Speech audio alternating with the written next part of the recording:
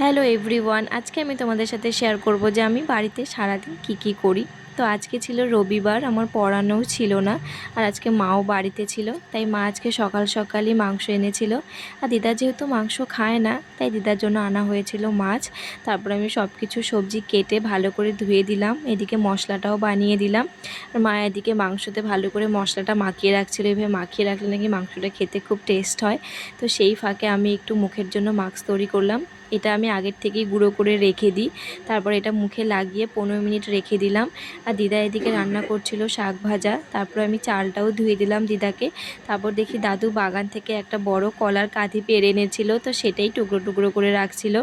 তারপর দেখি মার এদিকে মাংস কষাও হয়ে গেছে, তো সেখান থেকে একটু মাংস কষা খেয়ে নিলাম। তারপর আমরা স্নান টান করে সবাই মিলে একসাথে খেতে বসে পড়েছি। আজকে তো বাড়িতে অনেক কিছু রান্না হয়েছিল, শাক ভাজা হয়েছিল, মাছের তরকারি হয়েছিল, কুমড়ো দিয়ে একটা সবজি হয়েছিল। আর মাংস থাকলে কি এত কিছু খেতে ভালো লাগে বলো? আমি তো শুধু মাংস দিয়ে